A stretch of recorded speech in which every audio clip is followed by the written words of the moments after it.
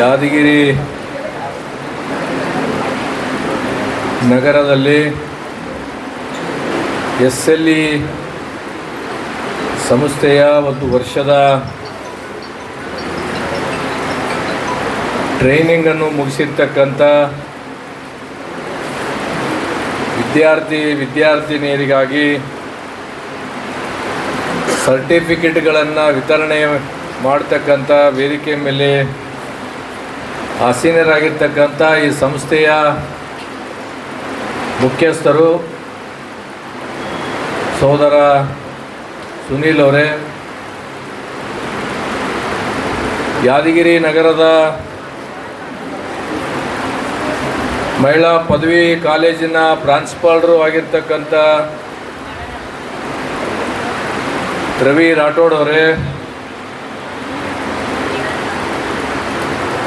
ಮತ್ತೊಂದು ನಳಂದ ಕಾಲೇಜಿನ ಪ್ರಾಂಶುಪಾಲರಾಗಿರ್ತಕ್ಕಂಥ ರವಿಕುಮಾರ್ ಅವರೇ, ಆಮೇಲೆ ಜೇವರ್ಗಿಯ ಪೊಲೀಸ್ ಇಲಾಖೆಯಲ್ಲಿ ಕೆಲಸ ಮಾಡ್ತಕ್ಕಂಥ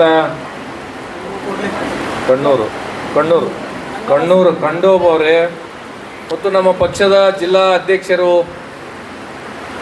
ಸುಭಾಷ್ ಕಟ್ಕಟಿ ಅವರೇ, SLEಯ ಎಲ್ಲ ಸಿಬ್ಬಂದಿ ವರ್ಗದವರೇ ಮತ್ತು ಸುನೀಲ್ ಜೊತೆ ಸುದೀರ್ಘವಾಗಿ ಈ SLEಯನ್ನು ಭಾಳ ಯಶಸ್ವಿಯಾಗಿ ಅವ್ರ ಜೊತೆಯಲ್ಲಿ ಹೆಜ್ಜೆ ಆಗ್ತಕ್ಕಂಥ ಎಲ್ಲ ಸಹೋದರರೇ ಮತ್ತು ಇಲ್ಲಿ ಬಂದಿರತಕ್ಕಂಥ ಎಲ್ಲ ನಮ್ಮ ಜಿಲ್ಲೆಯ ಗ್ರಾಮೀಣ ಪ್ರದೇಶದಿಂದ ಬಂದಿರತಕ್ಕಂಥ ನನ್ನೆಲ್ಲ ಸಹೋದರರೇ ಮತ್ತು ಮಾಧ್ಯಮ ಮಿತ್ರರೇ, ನಾನು ರಾಯಚೂರಲ್ಲಿ ಒಂದು ಯಾವುದೋ ಬ್ರಾಂಚ್ ಉದ್ಘಾಟನೆಗೆ ಗುರುಮಿಟ್ಕಲಿಗೆ ಬಂದಿದ್ದರು ಸುನೀಲ್ ಅವರು ಮತ್ತು ಸಹೋದರಿ ಮತ್ತೆಲ್ಲ ಸ್ಟಾಫ್. ಈ ನಿರೂಪಣೆ ಮಾಡಿರ್ತಕ್ಕಂಥವ್ರು ನಮ್ಮನ್ನೆಲ್ಲ ಭಾಳ ಅಟ್ರ್ಯಾಕ್ಟ್ ಮಾಡಿದ್ರಿ. ಸುರೇಶ್ ಹಿರೇಮಠ ಅವ್ರೆ, ನಾನು ಅವತ್ತು ಹೇಳಿದ್ದೆ, ನೋಡಪ್ಪ ನಿನ್ನ ಸಂಸ್ಥೆಯಲ್ಲಿಂದ ಏನೇನು ಕಾರ್ಯಕ್ರಮ ಮಾಡ್ತೀಯಾ ಆ ಎಲ್ಲ ಕಾರ್ಯಕ್ರಮದಾಗ ಯಾರನ್ನೇ ಗೆಸ್ಟ್ಗಳನ್ನು ಕರೆದ್ರೆ ಸ್ವಲ್ಪ ಶಾಲ ಹಾರ ಹಾಕ್ಬಾಡು ಅಂತ ಹೇಳಿದ್ದೆ. ಮತ್ತೊಂದು ಶಾಲ ಹಾರ ಹಾಕಿದ್ದು ಇವತ್ತು ನೀ. ಯಾಕೆಂದರೆ ಇವತ್ತು ನಾನು ಆವತ್ತು ರಾಯಚೂರಿಗೆ ಬಂದಾಗ ನಿಮ್ಮ ಸಂಸ್ಥೆ ಬಗ್ಗೆ ನಾನು ಹೆಚ್ಚು ತಿಳ್ಕೊಂಡಿದ್ದಿಲ್ಲ. ಯಾವಾಗ ಪದೇ ನೀವು ಮತ್ತೆ ಯಾದಗಿರಿ ಮನೆಗೆ ಬಂದು ಅಣ್ಣ ನೀವು ಈ ಥರದ್ದೊಂದು ಟ್ರೈನಿಂಗನ್ನು ಮುಗಿಸಿರ್ತಕ್ಕಂಥ ವಿದ್ಯಾರ್ಥಿನಿಯರಿಗೆ ನೀವೇ ಬರಬೇಕು ಕೊಡಬೇಕು ಅಂತ ತಿಳ್ಕೊಂಡು ಹೇಳಿದಾಗ ಏನಿದ್ರ ಉದ್ದೇಶ ಏನಿದೆ ಈ ಸಂಸ್ಥೆಯಲ್ಲಿ ಅಂತ ತಿಳ್ಕೊಂಡ ಮೇಲೆ ಗೊತ್ತಾಯಿತು. ಸೋದರರು ಒಂದು ರಿಜಿಸ್ಟರ್ ಸಂಸ್ಥೆಯನ್ನು ಮಾಡಿ ಅನೇಕ ನಮ್ಮ ಭಾಗದ ಯುವಕ ಯುವತಿಯರಿಗೆ, ಗ್ರಾಮೀಣ ಪ್ರದೇಶದ ವಿದ್ಯಾರ್ಥಿನಿಯರಿಗೆ, ಬಡ ಮಕ್ಕಳಿಗೆ ಒಂದು ರಿಯಾಯಿತಿ ದರದಲ್ಲಿ ಟ್ರೈನಿಂಗನ್ನು ಕೊಟ್ಟು, ನನಗೇನೋ ನನಗೇನೋ ಹೇಳ್ತಾ ಇದ್ದರು ಯಾರೋ 50,000ಕ್ಕೂ ಹೆಚ್ಚು ವಿದ್ಯಾರ್ಥಿನಿಯರು ಈ SLE ಸಂಸ್ಥೆಯಿಂದ ಇಲ್ಲಿವರೆಗೂ ಏನಪ್ಪಂತಂದರೆ ಟ್ರೈನಿಂಗ್ ತಗೊಂಡಿರ್ತಕ್ಕಂಥದ್ದು ಅಂತ ತಿಳ್ಕೊಂಡು ಭಾಳ ಹೆಮ್ಮೆ ಅನ್ನಿಸ್ತದ ಸೋದರರೇ. ಪ್ರತಿ ವರ್ಷ ಕನಿಷ್ಠ ಒಂದು 5,000ರಿಂದ 6,000 ವಿದ್ಯಾರ್ಥಿನಿಯರು ಈ ಸಂಸ್ಥೆಯಿಂದ ಟ್ರೈನಿಂಗನ್ನು ಒಂದು ವರ್ಷ ತಗೊಂಡು, ಮತ್ತು ಅನೇಕ ಜನ ಈ ಸಂಸ್ಥೆಯಿಂದ ಸರ್ಕಾರಿ ನೌಕರರು ಇರ್ಬೋದು, ಸರ್ಕಾರೇತರ ನೌಕರರು ಅನೇಕರು ಈ ಸಂಸ್ಥೆಯಿಂದ ಉನ್ನತ ಸ್ಥಾನದಲ್ಲಿ ಇರ್ತಕ್ಕಂಥದ್ದು ಇದು ಭಾಳ ಹೆಮ್ಮೆ ಅಂತ ತಿಳ್ಕೊಂಡು ಅನಿಸುತ್ತೆ. ಮತ್ತು ಸಹೋದರ ಸುರೇಶ್ ಮತ್ತೆಲ್ಲ ಸಂಗಡಿಗರು, ಸುನೀಲು ಮತ್ತೆಲ್ಲ ಸಂಗಡಿಗರು, ನಮ್ಮ ನಿರೂಪಣೆಕಾರರು ಹೇಳ್ತಿದ್ರು ತುಂಬಿದ ಕೂಡ ಯಾವತ್ತೂ ತುಳುಕಲ್ಲ ಅಂತ. ಆ ತುಂಬಿದ ಕೂಡ ಯಾವತ್ತೂ ತುಳುಕಲ್ಲ ಅನ್ನೋದಕ್ಕೆ ಉದಾಹರಣೆ SLE ಸಂಸ್ಥೆ ಅಂತ ತಿಳ್ಕೊಂಡು ಭಾಳ ಹೆಮ್ಮೆಯಿಂದ ಹೇಳಬೇಕಾಗುತ್ತೆ.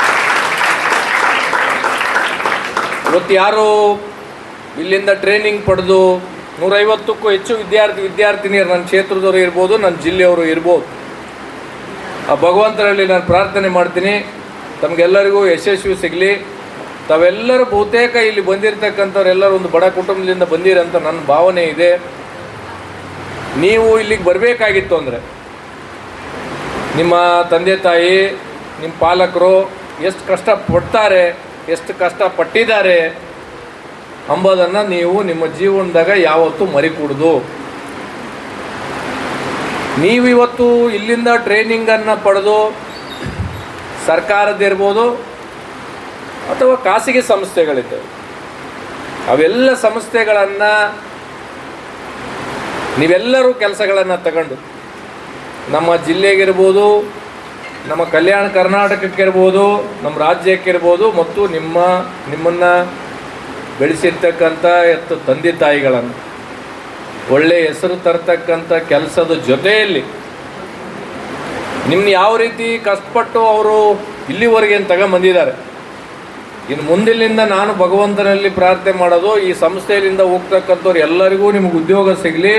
ಉದ್ಯೋಗ ಸಿಕ್ಕೋರೆಲ್ಲರೂ ನಿಮ್ಮ ಪಾಲಕರನ್ನು ನಿಮ್ಮನ್ನ ಯಾವ ರೀತಿ ನೋಡ್ಕೊಂಡು ಕಷ್ಟಪಟ್ಟು ಬಂದಿದ್ದಾರೆ, ನೀವು ಅವ್ರನ್ನ ನೋಡ್ಕೋಬೇಕಾಗಿರ್ತಕ್ಕಂಥ ಜವಾಬ್ದಾರಿ ನಿಮಗೆಲ್ಲರಿಗೂ ಸಿಗಲಿ ಅಂತ ತಿಳ್ಕೊಂಡು ಭಗವಂತನಲ್ಲಿ ನಾನು ಪ್ರಾರ್ಥನೆ ಮಾಡ್ತೀನಿ. ನಾನು ಬಹುತೇಕ ವಿದ್ಯಾರ್ಥಿನಿಯರಿಗೆ ಹೇಳ್ತಕ್ಕಂಥದ್ದು ಇಷ್ಟೇ, ಜೀವನದಾಗ ಏನಾದರೂ ಆಗಬೇಕಾಗಿತ್ತಾದ್ರೆ, ಈಗ ಹೇಳಿದ್ರಲ್ಲ ಶಿವ ಮತ್ತು ಶವ ಅಂತ ನಮ್ಮ ಸುರೇಶ್ ಅವರು ಭಾಳ ಅದ್ಭುತವಾಗಿ ಹೇಳಿದ್ರು. ನಾನು ಅದ್ರ ಜೊತೆಯಲ್ಲಿ ಇನ್ನೊಂದನ್ನು ಲೇಟ್ ಆದರೂ ಲೇಟೆಸ್ಟ್ ಆಗಿ ಬರ್ತದಂತ ಹೇಳ್ತಿತ್ತು. ಯಾವ ವ್ಯಕ್ತಿ ತನ್ನ ಜೀವನದಲ್ಲಿ ತಾಳ್ಮೆ ಇಟ್ಕೊಂತಾನೆ, ಯಾವ ವ್ಯಕ್ತಿ ತನ್ನ ಜೀವನದಲ್ಲಿ ಶಿಸ್ತನ್ನು ಇಟ್ಕೊಂತಾನೆ,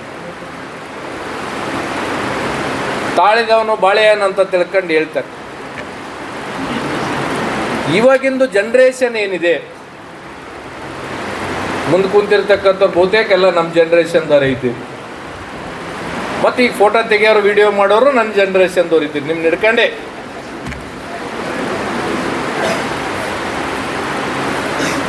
ನಮಗೆ ಇವಾಗ ಹೆಂಗಾಗಿದೆ ಜನ್ರೇಷನ್ ಅಂದರೆ,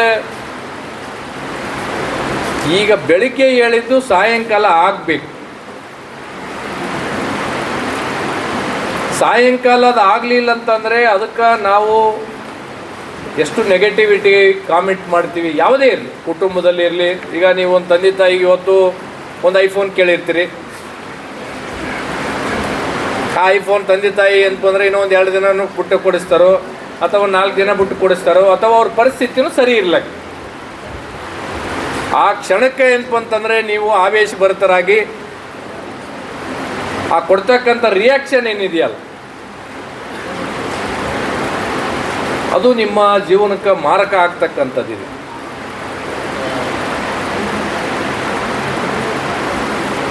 ಇನ್ನು ಶಿಸ್ತು ಹೆಂಗೆ? ಶಿಸ್ತು ಅಂದರೆ ಚಲೋ ಬಟ್ಟೆ ಉಟ್ಕೊಂಬಂದ್ರೆ ಶಿಸ್ತು ಅಂತ ನಾನು ಅನ್ಕಲ್ಲ. ನಾವು ನಮ್ಮ ಜೀವನದಲ್ಲಿ ಏನು ಆಗಬೇಕು, ಏನು ಮಾಡಬೇಕು ಅಂತ ತಿಳ್ಕೊಂಡು ಪ್ಲ್ಯಾನಿಂಗ್ ಇರಬೇಕು. ಇವತ್ತು ನೀವು ಇಲ್ಲಿ ಕಂಪ್ಯೂಟರ್ದು ಇವತ್ತು ಸರ್ಟಿಫಿಕೇಟ್ ತಗೊಳ್ತೇನೆ, ಸರ್ಟಿಫಿಕೇಟ್ ಇವತ್ತು ತಗೊಂಡ ಮೇಲೆ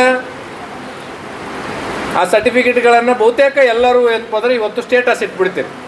ನಾನು ಇವತ್ತು 1 ವರ್ಷ ಮುಗಿಸಿದೆ, ನಂದು ಒಂದು ಸರ್ಟಿಫಿಕೇಟ್, ಸಂತೋಷ, ಒಳ್ಳೆಯದು. ನೀವು ಮಾಡಿರ್ತಕ್ಕಂಥದ್ದು 1 ವರ್ಷ ಆಗಿರುತ್ತೆ. ಸಹಜವಾಗಿ ನಿಮ್ಮ ಗೆಳೆಯರಿಗೆ, ನಿಮ್ಮ ಬಂಧು ಬಳಗಕ್ಕೆ, ನಿಮ್ಮ ಪಾಲಕರಿಗೆ ಗೊತ್ತಾಗಬೇಕು, ಊರಿನವ್ರಿಗೆ ಗೊತ್ತಾಗಬೇಕಂತ ಸಂತೋಷ. ಆದರೆ ಆ ಸರ್ಟಿಫಿಕೇಟನ್ನು ಒಯ್ದು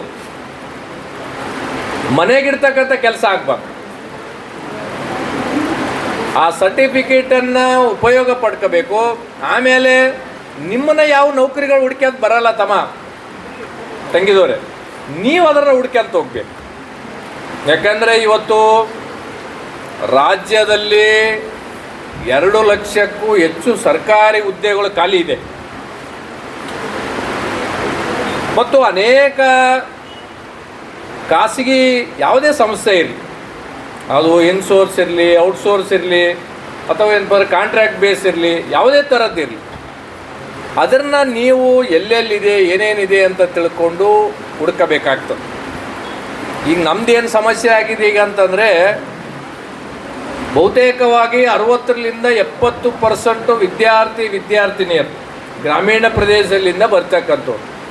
ನಾನು ಬಹುತೇಕ ಗ್ರಾಮಗಳಿಗೆ ಹೋದಾಗ, ಪ್ರವಾಸಕ್ಕೆ ಹೋದಾಗ, ಅಥವಾ ನನ್ನ ಕಚೇರಿಗೆ ಬರ್ತಕ್ಕಂಥವ್ರು ಎಲ್ಲರೂ ಒಂದೊಂದು ಡಿಗ್ರಿ ಮುಗಿಸಿರ್ತೀರಿ, ಒಂದು ರೆಸ್ಯೂಮನ್ನು ನಮ್ಮ ಕಚೇರಿಗೆ ಕೊಟ್ಬಿಡ್ತಾರೆ. ಒಂದು ಯಾರೋ PUC ಮುಗಿಸಿರ್ತಾರೆ, ಡಿಗ್ರಿ ಮುಗಿಸಿರ್ತಾರೆ, ITI ಮುಗಿಸ್ತಾರೆ, ಡಿಪ್ಲೊಮಾ ಮುಗಿಸಿರ್ತಾರೆ. ನಾವು ಶಾಸಕರು ಎಲ್ಲರಿಗೂ ನೌಕರಿ ಕೊಡ್ಸೋಕ್ಕಾಗಲ್ಲ. ಇವತ್ತು ಸರ್ಕಾರಿ ನೌಕರಿ ಪಡೆಯೋದಕ್ಕಿಂತ ಖಾಸಗಿಯಾಗಿ ಇವತ್ತು ಅನೇಕ ಸಂಸ್ಥೆಗಳು, ಇವತ್ತು ಯಾವುದೇ ಫ್ಯಾಕ್ಟ್ರಿಗಳಿರ್ಬೋದು, ಮತ್ತು ಇನ್ನೊಂದು ಯಾವುದೇ ಇರ್ಬೋದು, ಅನೇಕ ಸಂಸ್ಥೆಗಳು, NGOಗಳು ಇವತ್ತು ನನಗೆ ತಿಳಿದ ಮಟ್ಟಿಗೆ ಬೆಂಗಳೂರಂತ ಒಂದೇ ಇದರಲ್ಲೆಲ್ಲ, ನನಗೆ ತಿಳಿದ ಮಟ್ಟಿಗೆ ಈ ನಿಮ್ಮ SL ಇದರಲ್ಲಿ ಎಷ್ಟಿದ್ದಾರಪ್ಪ ಸ್ಟಾಫು? ಆಯಿತಾ, 230ಕ್ಕೂ ಹೆಚ್ಚು ಜನ ಸ್ಟಾಫ್ SL ಇದ್ದಾಗೆ ಇದ್ದಾರೆ. ಇದು ಒಂದು ಕೆಲಸನೇ. ಯಾಕಂದರೆ ಎಲ್ಲರಿಗೂ ಓದಿದವ್ರಿಗೆ ಎಲ್ಲರಿಗೂ ಸರ್ಕಾರಿ ನೌಕರಿ ಸಿಗ್ತದಂತ ನಾನೇನು ಅನ್ಕಂಗಿಲ್ಲ. ಸರ್ಕಾರಿ ನೌಕರಿ ಸಿಕ್ಕ ಹುಡುಗರಿಗೆ ಎಲ್ಲರಿಗೂ ಒಳ್ಳೆ ಕನ್ಯೆ ಸಿಗ್ತದಂತೆ ನಾನೇನು ಅನ್ಕಂಗಿಲ್ಲ. ನಾನು ಒಂದನ್ನು ಹೇಳ್ತಕ್ಕಂಥದ್ದು ಇಷ್ಟೇ, ಒಂದು ತಾಳ್ಮೆ, ಒಂದು ಶಿಸ್ತನ್ನು, ಅದನ್ನು ದಯಮಾಡಿ ವಿದ್ಯಾರ್ಥಿನಿಯರು ಕುಟುಂಬದಲ್ಲಿ ಇರ್ಬೋದು ಅಥವಾ ನಿಮ್ಮ ಜೀವನದಲ್ಲಿ ಇರ್ಬೋದು, ಇದನ್ನು ಇಟ್ಕೋಬೇಕು. ಒಂದು. ಇನ್ನು ಎರಡನೇದ್ದು, ನಾನು ಒಂದನ್ನು ಎಲ್ಲರಿಗೂ ಮನವಿ ಮಾಡ್ತಕ್ಕಂಥದ್ದು ಇಷ್ಟೇ, ನಿಮ್ಮಿಂದ ಯಾರಿಗಾದರೂ ಕಣ್ಣೀರು ಒರೆಸ್ತಕ್ಕಂಥ ಸೌಭಾಗ್ಯ ಸಿಕ್ಕರೆ ಕಣ್ಣೀರು ಒರೆಸಿ. ಆದರೆ ಯಾವುದೇ ಕಾರಣಕ್ಕೂ ನಿಮ್ಮ ಜೀವನದಲ್ಲಿ ಇನ್ನೊಬ್ಬರ ಕಣ್ಣೀರ ಬರಲಿಕ್ಕೆ ಕಾರಣೀಕರ್ತರು ಮಾತ್ರ ನೀವು ಆಗಬಾರ್ದು. ನನ್ನ ಅನುಭವ ಹೇಳ್ತಾ ಇದ್ದೀನಿ. ಇನ್ನು ನಿಮ್ಗೆ ಯಾರಿಗಾದರೂ ಒಂದು ತುತ್ತು ಏನಾದರೂ ಕೊಡೋಕ್ಕಾಗ್ತಿತ್ತು, ಒಂದು ಗ್ಲಾಸ್ ನೀರು ಕೊಡೋಕ್ಕಾಗ್ತಿತ್ತು ಅಂದರೆ ಒಂದು ಗ್ಲಾಸ್ ನೀರು ಕೊಡಿ. ಸಾಧ್ಯ ಆದರೆ ನಿಮ್ಮ ಗಂಗಾಳದಾಗಿರ್ತಕ್ಕಂಥ ಒಂದು ತುತ್ತು ಕೊಡೋಕ್ಕಾಗ್ತಿತ್ತು ಅಂದರೆ ಕೊಡ್ರಿ. ಆದರೆ ಇನ್ನೊಬ್ಬರು ಗಂಗಾಳದನ್ನು ತುತ್ತು ಕಸ್ಕೊತಕ್ಕಂಥ ಕೆಲಸ, ಪಾಪದ ಕೆಲಸ ನಾವು ಯಾರೂ ಈ ಪೀಳಿಗೆದವ್ರು ಮಾಡಬಾರ್ದಂತ ತಮ್ಮಲ್ಲಿ ನಾನು ಕಳಕಳಿಯ ಮನವಿ ಮಾಡ್ತೀನಿ. ನಾವು ಕೇವಲ ದೇವ್ರ ಮುಂದೆ ನಿಂತು ಪೂಜೆ ಮಾಡೋದ್ರಲ್ಲಿಂದೇ ನಮಗೆಲ್ಲ ಪುಣ್ಯದ ಕೆಲಸ ಸಿಗ್ತದಂತ ತಿಳ್ಕೊಂಡು ನಾನೇನು ಅನ್ಕಂಗಿಲ್ಲ. ನಮ್ಮ ದಿನನಿತ್ಯ ಜೀವನದಲ್ಲಿ ನಾವು ಮಾಡ್ತಕ್ಕಂಥ ತಂದೆ ತಾಯಿಯನ್ನು ಗೌರವಿಸ್ತಕ್ಕಂಥದ್ದಾಗಲಿ, ಹಿರಿಯರನ್ನ ಗೌರವಿಸ್ತಕ್ಕಂಥದ್ದಾಗಲಿ, ಕಷ್ಟ ಅಂತ ತಿಳ್ಕೊಂಡು ಬಂದರೆ ಯಾರಾದರೂ ದುಡ್ಡು ಕೊಟ್ಟರೆ ಸಹಾಯ ಅಂತ ತಿಳ್ಕೊಂಡಲ್ಲ. ಯಾರೋ ನಿಮ್ಮ ಗೆಳೆಯರು, ಗೆಳತಿಯರು, ಅವರ ಕುಟುಂಬದ್ದು ಇರ್ಬೋದು ಅಥವಾ ಏನಪ್ಪ ಅವ್ರ ವೈಯಕ್ತಿಕ ಜೀವನದಿರ್ಬೋದು, ಏನಾದರೂ ನೊಂದಂತ ತಿಳ್ಕೊಂಡು ಬಂದಾಗ ಅವರಿಗೆ ಸಾಂತ್ವನದ 2 ನುಡಿಗಳೇನು ಹೇಳ್ತೀರಿ, ನಿನ್ನ ಜೊತೆ ನಾನು ಇದ್ದೀನಿ ಅಂತ ತಿಳ್ಕೊಂಡು ಏನು ಹೇಳ್ತೀರಿ, ಅದು ಪುಣ್ಯದ ಕೆಲಸನೇ. ಆ ನಿಟ್ಟಿನಲ್ಲಿ ನಾನು ಪ್ರತಿ ವೇದಿಕೆಗಳ ಮೇಲೆ ಹೇಳೋದಿಷ್ಟೇ, ಸ್ವಲ್ಪ ನಮ್ಮ ಜನ್ರೇಷನ್ದವ್ರಿಗೆ ಪೇಷನ್ಸ್ ಇಟ್ಕೋಬೇಕು. ನೀವು ತಾಳ್ಮೆ ಇಟ್ಕೊಳ್ರಿ. ನೀವು ಬ್ಯಾಡ ಅಂದರೂ ನಿಮ್ಮ ಮನೆಗೆ ಬಂದು ಕೊಟ್ಟು ಹೋಗ್ತಾನೆ ಭಗವಂತ. ತಾಳ್ಮೆ ಇರಬೇಕು, ಆ ಜೀವನದಲ್ಲಿ ಒಂದು ಶ್ರೇಷ್ಠತೆ ಇರಬೇಕು. ಮತ್ತು ನಾವು ಯಾವಾಗಲೂ ಏನಪ್ಪ ಅಂದರೆ ನಮ್ಮಿಂದ ಏನಾದರೂ ಸಾಧ್ಯ ಆದರೆ ಒಳ್ಳೇದು ಮಾಡಬೇಕು, ಇಲ್ಲಾಂದ್ರೆ ನಮ್ಮ ಮನೆಯಲ್ಲಿ ನಾವು ಮುಚ್ಕೊಂಡಿರಬೇಕು. ಇದು ನನ್ನ ಅನಿಸಿಕೆಯನ್ನು ಹೇಳ್ತಕ್ಕಂಥದ್ದು. ಆಮೇಲೆ ಇನ್ನೊಂದನ್ನು ನಾನು ಹೇಳಬೇಕು ಹೇಳ್ಬಾರ್ದು, ಆದರೂ ಹೇಳ್ತೀನಿ. ಬಹುತೇಕ ಯುವತಿಯರು 18 ವರ್ಷಕ್ಕಿಂತ ಮುಂಚಿತವಾಗಿ, ನಾನು ಎಲ್ಲ ವೇದಿಕೆ ಮೇಲೆ ಒಂದೊಂದು ಸ್ಲೋಗನ್, 18 ವರ್ಷಕ್ಕಿಂತ ಮುಂಚಿತವಾಗಿ ಯಾವುದೇ ಕಾರಣಕ್ಕೂ ನನ್ನ ಸಹೋದರಿಯರೆಲ್ಲರಿಗೆ ನಾನು ಕಳಕಳಿಯ ಮನವಿ ಮಾಡೋದಿಷ್ಟೇ, ಎಂಥದೇ ಒತ್ತಡ ಇದ್ದರೂ ಸಹ, ಯಾಕಂದರೆ ಕಾನೂನು ಈಗ ಬಲಿಷ್ಠ ಆಗಿದೆ. ನೀವು ಒಂದು ಹೊಸ ಯುಗಕ್ಕೆ ಬಂದಿದ್ದೀರಿ. ಈಗ ಮೊಬೈಲು, ಯೂಟ್ಯೂಬು, ಫೇಸ್ಬುಕ್ಕು, ಅನೇಕ ರೀತಿಯಲ್ಲಿ ನೀವೆಲ್ಲ ಜ್ಞಾನವನ್ನು ಪಡೆದಿರ್ತಕ್ಕಂಥವ್ರಿ. 18 ವರ್ಷಕ್ಕಿಂತ ಮುಂಚಿತವಾಗಿ ಯಾವುದೇ ಕಾರಣಕ್ಕೂ ದಯಮಾಡಿ ನೀವು ಮದುವೆ ಆಗಬಾರ್ದು. ಕೌಟುಂಬಿಕವಾಗಿ ಬರ್ತವೆ. ಕೌಟುಂಬಿಕವಾಗಿ ನಮ್ಮ ಪಾಲಕರು ನಮ್ಮ ಮೇಲೆ ಒತ್ತಡ ಹಾಕ್ತಾರೆ. ಯಾಕೆ ಒತ್ತಡ ಹಾಕ್ತಾರ ಅದನ್ನು ಹೇಳ್ತೀನಿ. ನನ್ನ ಕ್ಷೇತ್ರದಾಗ ಒಬ್ಬ ವ್ಯಕ್ತಿ ಬಂದ, ಗಂಡ ಹೆಂಡತಿ ಇಬ್ಬರು. ನನ್ನ ಮಗಳಿಗೆ ನಾನು ಮದುವೆ ಮಾಡ್ಬೇಕಂತ ಮಾಡೀನಿ, ಸ್ವಲ್ಪ ಆರ್ಥಿಕವಾಗಿ ಸಹಾಯ ಮಾಡಿರಿ ಗೌಡ್ರೆ ಅಂತ. ನಾನು ಇನ್ನೂ ಶಾಸಕನಾಗಿದ್ದೆ, ನಮ್ಮ ತಂದೆಯವ್ರು ಶಾಸಕರಿದ್ದರು. ಆಯ್ತಪ್ಪ ಮಾಡೋಣ, ಏನೋ ನಮ್ಮಿಂದ ಏನು ಸಾಧ್ಯ ಆಗ್ತದೋ ಒಂದಿಷ್ಟು ವ್ಯವಸ್ಥೆ ಮಾಡ್ತೀನಿ ಅಂತ ತಿಳ್ಕೊಂಡು ಹೇಳಿದ್ರು. ಆಮೇಲೆ ನನಗೆ ಯಾರೋ ಪಕ್ಕದಲ್ಲಿರೋರಿದ್ದರು, ಇಲ್ಲ ಹುಡುಗಿಗೆ ವಯಸ್ಸು ಸ್ವಲ್ಪ ಕಡಿಮೆ ಆಗ್ತದ ಕೇಳ್ರಿ ಅಂತ. ಮತ್ತು ಹೊರಗಡೆ ಹೋದ ನಾನು ಆ ಹುಡುಗಕ್ಕೆ ಅವ್ರ ಅಪ್ಪಗೆ ಕರೆದು ಕೇಳಿದೆ, ನೀನು ಮಗಳಿಗೆ ವಯಸ್ಸು ಎಷ್ಟು ಅಂತ ಕೇಳಿದೆ. ಯಪ್ಪ ಇರಬೇಕು 14-15 ಅಂದ. ನಾನು ಹೇಳಿದೆ, ನಾನು ಈ ಪಾಪದ ಕೆಲಸಕ್ಕೆ ನಾನು ಸಹಾಯ ಮಾಡಲ್ಲ ಅಂತೇಳಿ. ನನ್ನ ಸಾರ್ವಜನಿಕ ಜೀವನದಾಗ, ರಾಜಕೀಯ ಜೀವನ ಇವಾಗ ಇದು ಬರುತ್ತೆ ಹೋಗುತ್ತೆ, ಇದೇನು ಶಾಶ್ವತ ಅಲ್ಲ. ಆದರೆ ಸಾರ್ವಜನಿಕ ಜೀವನ ಏನಿದೆಯಲ್ಲ, ಈ ಸಾರ್ವಜನಿಕ ಜೀವನದಲ್ಲಿ ಭ್ರಷ್ಟಾಚಾರ ಆಗಲಿ ಮತ್ತು ಇನ್ನೊಬ್ರು ಯಾರೋ ನನಗೆ ಬೊಟ್ಟು ಮಾಡಿ ತೋರಿಸ್ತಕ್ಕಂಥದ್ದಾಗಲಿ, ಈ ಕೆಲಸ ನಾನು ಯಾವತ್ತೂ ಮಾಡಿಲ್ಲ, ಮಾಡೋಕ್ಕೆ ಹೋಗಲ್ಲ. ನಾವು ಆ ವ್ಯಕ್ತಿಗೆ ಹೇಳಿದೆ, ನಿನ್ನ ಮಗಳನ್ನ ಮದುವೆ ಮಾಡೋಕ್ಕೆ ನಾನಂತೂ ಬಿಡಲ್ಲ. ಅವ್ರ ತಂದೆ ತಾಯಿ ಹೇಳಿದರು, ಸರ್ ನಮ್ಮದು ಒಂದು ಬಡತನ, ಈ ಕಾಲದಾಗ ಏನಪ್ಪ ಅಂತಂದರೆ ಯುವಕರು ಯುವತಿಯರು ಭಾಳ ಫಾಸ್ಟ್ ಆಗಿಬಿಟ್ಟಾರ, ನಮಗೆ ಗೊತ್ತಿಲ್ಲದೆ ಕೆಲವು ಕೆಟ್ಟ ಘಟನೆಗಳು ನಮ್ಮ ಕುಟುಂಬದಾಗ ಏನಪ್ಪ ಅಂತಂದ್ರೆ ಆಗಬಾರ್ದಾಗಿದೆ. ಈಗ ಅವರವರು ಎಲ್ಲೆಲ್ಲೋ ಫೋನು ಮತ್ತೊಂದು ವಾಟ್ಸಪ್ಪು ಚಾಟು ಗೀಟು ಮಾಡ್ಕೊಂಡು ಏನಪ್ಪ ಅಂತಂದರೆ ಮದುವೆಗಿದ್ವಿ ಬೇಗ ಮಾಡ್ಕೊಂಬಿಡ್ತಾರ. ಆ ಬುಗ್ಲಿಗೆ ನಾನು ನನ್ನ ಮಗಳನ್ನ ಮದುವೆ ಮಾಡಕತ್ತೀನಿ ಅಂತ ತಿಳ್ಕೊಂಡು ಅದನ್ನು ಕಳವಳ ನನ್ನ ಮುಂದೆ ವ್ಯಕ್ತಪಡಿಸಿ, ಯಾವ ತಂದೆ ತಾಯಿ ನಿಮ್ಮನ್ನು ಎತ್ತು ಹೊತ್ತು 9 ತಿಂಗಳ ಕಷ್ಟಪಟ್ಟು ಅವರ ಜೀವನಗಳನ್ನು ಮುಡಿಪಾಗಿ ನಿಮಗೋಸ್ಕರ ಇಟ್ಟಿರ್ತಾರೆ, ಅವ್ರು ಎಷ್ಟು ಕಷ್ಟಪಟ್ಟು ಬಂದಿರ್ತಾರೆ ನಿಮ್ಗೆ ಯಾರಿಗೂ ಗೊತ್ತಿಲ್ಲ.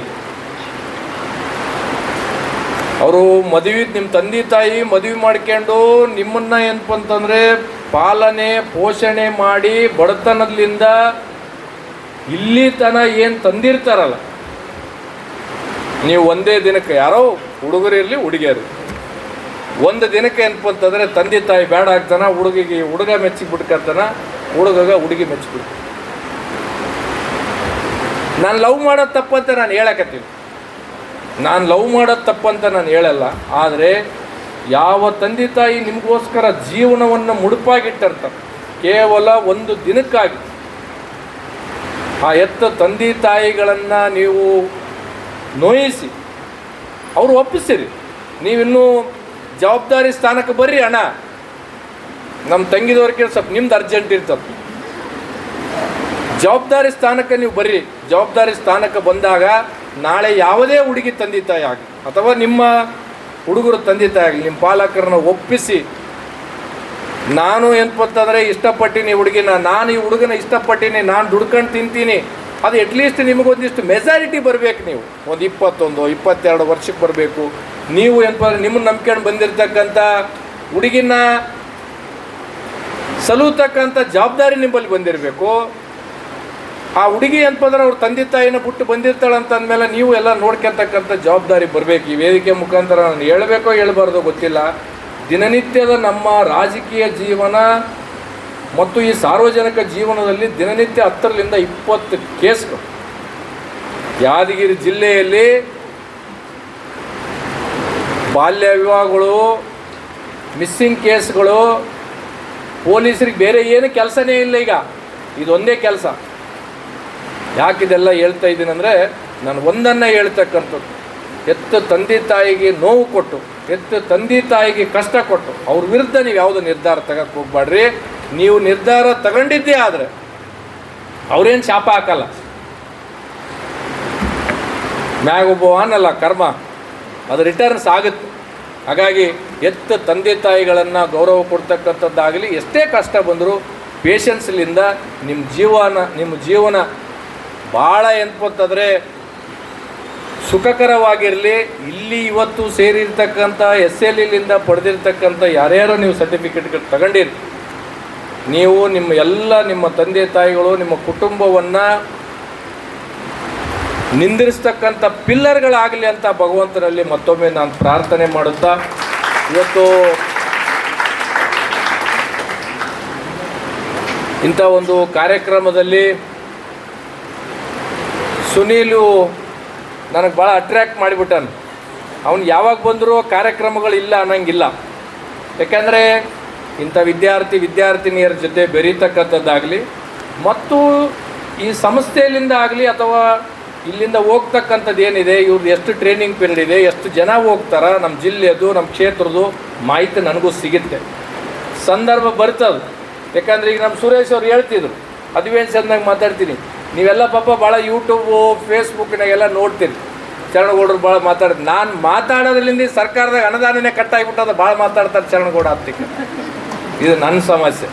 ಇರಲಿ, ಜೀವನದಾಗ ನಾನು ಅದನ್ನೇ ಹೇಳ್ತಕ್ಕಂಥದ್ದು, ಅಧಿಕಾರದಾಗಿರಲಿ ಅಧಿಕಾರದಾಗ ಇಲ್ಲದೇ ಇರಲಿ, ಆದರೆ ನಾವು ಅನ್ಕೊಂಡಿರ್ತಕ್ಕಂಥದ್ದು ಅಥವಾ ನಮ್ಮ ಕಮಿಟ್ಮೆಂಟ್ ಏನಿದೆ, ನಾವು ಹೋರಾಟ ಮಾಡಬೇಕು ಅಂದರೆ ಅದು ಹೋರಾಟ ಮಾಡಬೇಕು. ಅದು ಯಶಸ್ವಿ ಆಗಲಿ, ಸೋಲಾಗಲಿ, ಮುಖಭಂಗ ಆಗಲಿ, ಅದು ಯಾವತ್ತೂ ತಲೆ ಕೆಡ್ಸೋಕ್ಕೆ ಹೋಗ್ಬಾರ್ದು. ಮಾಡಬೇಕು, ಮುಂದೆ ನೋಡಿ ಹೋಗ್ಬೇಕು. ಒಂದು ಸಲ ಯಶಸ್ವಿ ಆಗುತ್ತದೆ, ಒಂದೊಂದು ಸಲ ಎಡವಿನ ಬೀಳ್ತಿರ್ತೀವಿ. ಅದೆಲ್ಲದ್ರ ಜೊತೆಯಲ್ಲಿ ನಾವು ಹೋಗಬೇಕಾಗಿದೆ. ಈ ಕ್ಷೇತ್ರದ, ಈ ಜಿಲ್ಲೆಯ ಯುವಕ ಯುವತಿಯರಿಗೆ ಇನ್ನೂ ಮುಂದಿನ ದಿನದಾಗ ಖಂಡಿತವಾಗಿಯೂ ನಮ್ಮದು ಒಂದು ಆಸೆ ಇದೆ. ನಮ್ಮ ಭಾಗದ ನಮ್ಮ ಜಿಲ್ಲೆಯದಾಗ ನನ್ನ ಕ್ಷೇತ್ರದಿಂದ ಅತಿ ಹೆಚ್ಚು ಗುಳೆ ಹೋಗ್ತಕ್ಕಂಥದ್ದು. ಅದನ್ನು ತಪ್ಪಿಸ್ಬೇಕಾಗತ್ತೆ. ನಾವೆಲ್ಲರೂ ಭಾಷಣ ಮಾಡಿ ಹೋಗ್ಕತ್ತೀವಿ, ಪ್ರಾಕ್ಟಿಕಲಿ ಆಗಿ ನಾವೇನು ಮಾಡೋಕ್ಕಾಗ್ತಾ ಇಲ್ಲ. ಅದು ಮಾಡ್ತಕ್ಕಂಥ ದಿನ ಬರುತ್ತೆ ಅಂತ ಒಂದು ವಿಶ್ವಾಸ ನನ್ನಲ್ಲಿದೆ. ಖಂಡಿತವಾಗಿಯೂ ಬಹುತೇಕ ಜನ ನನಗೆ ವಿದ್ಯಾರ್ಥಿನಿಯರು, ಡಿಗ್ರಿ ಮುಗಿಸಿದವರು, ಏನು ಮಾಡಬೇಕಣ್ಣ, ನಮ್ಮ ತಂದೆ ತಾಯಿಗೆ ವಜ್ಜೆ ಆಗಿವಿ, ನಮಗೇನಾದರೂ ಒಂದು 8-10 ಸಾವಿರ ರೂಪಾಯಿ ಎಲ್ಲಿಯಾದರೂ ನೌಕರಿ ಬರ್ತಕ್ಕಂಥದ್ದು, ಎಲ್ಲಿಯಾದರೂ ಒಂದಿಷ್ಟು ಏನಾದರೂ ಸಹಾಯ ಮಾಡಿ ಅಂತ ತಿಳ್ಕೊಂಡು ಹೇಳ್ತಾರೆ. ಏನೋ ನಮ್ಮ ಕೈಲಾದ ಮಟ್ಟಿಗೆ ನಾವು ಮಾಡಿದ್ವಿ, ಎಲ್ಲರಿಗೆ ಮಾಡೋಕ್ಕಾಗಿಲ್ಲ. ಆದರೆ ನಮ್ಮ ಭಾಗದ ಯುವಕ ಯುವತಿಯರು ಬೇರೆ ಕಡೆ ಹೋಗ್ತಕ್ಕಂಥದ್ದಾಗಲಿ, ಅಥವಾ ನೀವು ಜಿಗುಪ್ಸೆಗೊಳ್ತಕ್ಕಂಥದ್ದಾಗಲಿ, ಫ್ರಸ್ಟ್ರೇಷನ್ಗಳಾಗ್ತಕ್ಕಂಥದಕ್ಕೆ ಆದಷ್ಟು ಬೇಗ ನಮ್ಮ ಜಿಲ್ಲೆಯಲ್ಲಿ ನಮ್ಮ ಕ್ಷೇತ್ರದ ಜನತೆಯನ್ನು ಸ್ವಲ್ಪ ಹೊರಗೆ ಹೋಗ್ಲಿಕ್ಕೆ ಏನೇನು ಮಾಡಬೇಕಂತ ನಾವೆಲ್ಲ ಒಂದು ಸ್ವಲ್ಪ ಪ್ಲ್ಯಾನ್ ಮಾಡ್ತಾಯಿದ್ದೀವಿ. ಆ ಪ್ಲ್ಯಾನಿಗೆ ನಿಮಗೆಲ್ಲರದ್ದು ಸಹಕಾರ ಇರಲಿ ಅಂತ ತಿಳ್ಕೊಂಡು ಹೇಳ್ತಾ, SLE ಇನ್ಸ್ಟಿಟ್ಯೂಷನ್ದವರು ನೀವೊಂದು ಇಂಥ ಒಂದು ಕಾರ್ಯಕ್ರಮವನ್ನು ನಮ್ಮ ಜಿಲ್ಲೆಯಲ್ಲಿ, ನಾನು ಕೇಳಿದೆ ಸುನಿಲ್ನಿಂದ, ಯಾವುದೋ ಬಿಜಾಪುರದಿಂದ ಇವತ್ತು ಕಲ್ಯಾಣ ಕರ್ನಾಟಕದ ನಮ್ಮ ಜಿಲ್ಲೆಯಲ್ಲಿ ಬಂದು ಗ್ರಾಮೀಣ ಪ್ರದೇಶದ ವಿದ್ಯಾರ್ಥಿನಿಯರಿಗೆ ಇಂಥ ಒಂದು ಅವರನ್ನು ಫೋಕಸ್ ಮಾಡ್ತಕ್ಕಂಥ ಒಂದು ಸಂಸ್ಥೆಯಾಗಿ ಹೊರಹೋಗ್ತಾ ಇದೆ. ನಿಮಗೂ ಸಹ ಶುಭವಾಗಲಿ. ಅನೇಕ ಪ್ರಾಂಶುಪಾಲರು ಬಂದಿದ್ದೀರಿ, ಪ್ರೈವೇಟ್ ಪ್ರಾಂಶುಪಾಲರು ಇದ್ದೀರಿ ಮತ್ತು ಗೌರ್ಮೆಂಟ್ ಪ್ರಾಂಶುಪಾಲರು ಇದ್ದೀರಿ. ಮತ್ತೊಮ್ಮೆ ನಿಮ್ಗೆ ಹೇಳೋದಿಷ್ಟೇ, ಸ್ವಲ್ಪ ನಮ್ಮ ವಿದ್ಯಾರ್ಥಿನಿಯರಿಗೆ, ನಮ್ಮ ಭಾಗದ ಮಕ್ಕಳಿಗೆ ತಾಳ್ಮೆಯ ಪಾಠ, ಅದನ್ನು ಸ್ವಲ್ಪ ಶಿಸ್ತಿನ ಪಾಠ, ಅದನ್ನು ಸ್ವಲ್ಪ ನಿರಂತರವಾಗಿ ನಿಮ್ಮ ಕಾಲೇಜುಗಳಲ್ಲಿ ನಡೀಲಿ ಅಂತ ತಿಳ್ಕೊಂಡು ಹೇಳಿ, ಮತ್ತೊಮ್ಮೆ ಎಲ್ಲ ಸಂಸ್ಥೆಯ ಸುನೀಲ್ ಮತ್ತು ಎಲ್ಲ ಸಂಸ್ಥೆಯ ಅವ್ರ ಜೊತೆಗಿರ್ತಕ್ಕಂಥವ್ರಿಗೆಲ್ಲರಿಗೂ ಮತ್ತೊಮ್ಮೆ ಧನ್ಯವಾದಗಳು. ಮತ್ತೊಮ್ಮೆ ಭಗವಂತನಲ್ಲಿ ನನ್ನದೆಲ್ಲರದು ಪ್ರಾರ್ಥನೆ ಇದೆ. ಮೈಲಾರಲಿಂಗನಲ್ಲಿ ಇಲ್ಲಿಂದ ಯಾರು ಹೋಗ್ತೀರಿ, ನಿಮ್ಮೆಲ್ಲರ ಜೀವನ ಶುಭಕರವಾಗಿರಲಿ ಅಂತ ತಿಳ್ಕೊಂಡು ಶುಭಾಶಯಗಳನ್ನು ಕೋರ್ತಾ ನನ್ನ 2 ಮಾತಿಗೆ ವಿರಾಮಿಸ್ತೀನಿ. ಧನ್ಯವಾದ.